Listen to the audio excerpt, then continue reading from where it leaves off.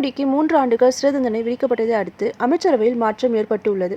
முதல்வர் ஸ்டாலின் ஆளுநருக்கு எழுதியுள்ள கடிதத்தில் பொன்முடி கவனித்து வந்த உயர்கல்வித்துறையை அமைச்சர் ராஜகண்ணப்பவனுக்கு கூடுதல் பொறுப்பாக ஒதுக்கீடு செய்ய பரிந்துரை செய்துள்ளார்.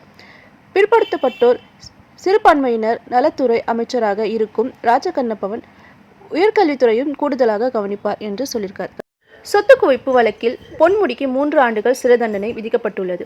இதனால் திருக்கோவிலூர் தொகுதி எம்எல்ஏ பதவியையும் அமைச்சர் பதவியையும் பொன்முடி இழந்ததாக சட்டப்பேரவை அதிகாரிகள் தகவல் தெரிவித்துள்ளனர். மேலும் உச்சநீதிமன்றத்தில் மேல்முறையீடு செய்ய ஏதுவாக தண்டனையை உயர்நீதிமன்றம் நிறுத்தி வைத்துள்ளதால் தற்போதைக்கு சிறைக்கு செல்ல வேண்டிய அவசியமில்லை எனவும் தெரிவிக்கப்பட்டுள்ளது. மழை முன்னெச்சரிக்கை நடவடிக்கை எடுக்க தமிழக அரசு தவறிவிட்டது என்று ஓ. பன்னீர்செல்வம் குற்றச்சாட்டியுள்ளார். நெல்லையில் வெள்ள பாதிப்பு குறித்து ஆய்வின் பிறகு பேட்டி அளித்த அவர், வெள்ளத்தால் பாதிக்கப்பட்ட குடும்பத்தாருக்கு தலா ரூபாய் 25,000 நிவாரணம் வழங்க வேண்டும்.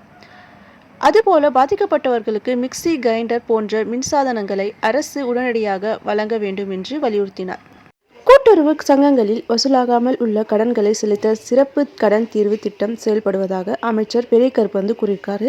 2022 டிசம்பர் 31 வரை தவணை தவறி நிலுவையில் உள்ள கடன்களுக்கு இத்திட்டம் பொருந்தும் என்றும், கடன் வழங்கிய நாளிலிருந்து ஒப்பந்த நாள் முடிவும் அசலுக்கு 9% வட்டி மட்டும் வசூலிக்கப்படும் எனவும் கூறினார். இதனால் 4,73,067 பேருக்கு கூடுதல் வட்டி தள்ளுபடியாக கிடைக்கும் என்றார். சென்னையில் 47வது புத்தக காட்சி நந்தனம் OMCA மைதானத்தில் ஜனவரி 4 முதல் ஜனவரி 21 வரை நடைபெற உள்ளது என தகவல் வெளியாகியுள்ளது. புத்தக காட்சியை ஜனவரி 4 மாலை 4:30 மணிக்கு முதலமைச்சர் ஸ்டாலின் தொடங்கி வைக்க உள்ளனர். 4 தொடங்கும் புத்தக காட்சி 21 வரை நடைபெறுகிறது.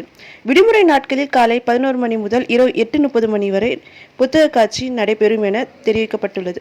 பொதுத் தேர்வு தேதியில் எந்த மாற்றமும் இல்லை. திட்டமிட்டபடி தேர்வுகள் நடைபெறும் என அமைச்சர் அன்பில் மகேஷ் கூறியுள்ளார். 2023-24 வினாத்தாள் தொகுப்பு புத்தகங்களை வெளியிட்ட அவர், மழை பாதிப்பு பகுதிகள் மாணவ மாணவிகள் பாட புத்தகங்கள் சேத மதிப்பீடு நடந்து வருகிறது என்று கூறினார். அதோடு வெள்ளத்தால் பாதிக்கப்பட்ட மாணவ மாணவிகளுக்கு விரைவில் பாட புத்தகங்கள் வழங்கப்படும் எனவும் தெரிவித்துள்ளார்.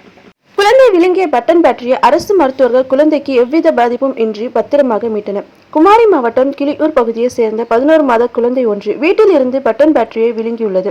இதனை அடுத்த மருத்துவமனைக்கு கொண்டு செல்லப்பட்ட அந்த குழந்தை மருத்துவர் குழு தீவிர சிகிச்சை அளித்தனர். பல மணி நேரம் போராட்டத்துக்கு பிறகு பேட்டரி அகற்றப்பட்டது. தென் மாவட்ட வெள்ள பாதிப்புகளை பார்வையிட இன்று திட்டமிட்டிருந்த முதல்வரின் மதுரை பயணத்தில் மாற்றம் செய்யப்பட்டுள்ளது. நாளை காலை 10:15 மணிக்கு நேரடியாக தூத்துக்குடி செல்லும் முதல்வர் அங்கிருந்து நெல்லை, தூத்துக்குடி மாவட்டங்களில் பாதிக்கப்பட்ட பகுதிகளை ஆய்வு செய்கிறார். இதனை அடுத்து இரவு 10:40 மணிக்கு விமானம் மூலம் சென்னை திரும்புகிறார். 2024-25 ஆண்டுக்கான தேர்வு அட்டவணையை தமிழ்நாடு அரசு பணியாளர் தேர்வாணையம் வெளியிட்டுள்ளது. தேர்வு முடிவுகள் வெளியிடுவதில் காலதாமதம் உள்ளிட்ட சர்ச்சைகளில் TNPSC தொடர்ந்து சிக்கி வருகிறது. இந்நிலையில் அடுத்த ஆண்டு நடைபெறும் போட்டித் தேர்வுகள் பற்றி அனைத்து விவரங்களையும் தங்களது இணையதளத்தில் தேர்வாணையம் வெளியிட்டுள்ளது.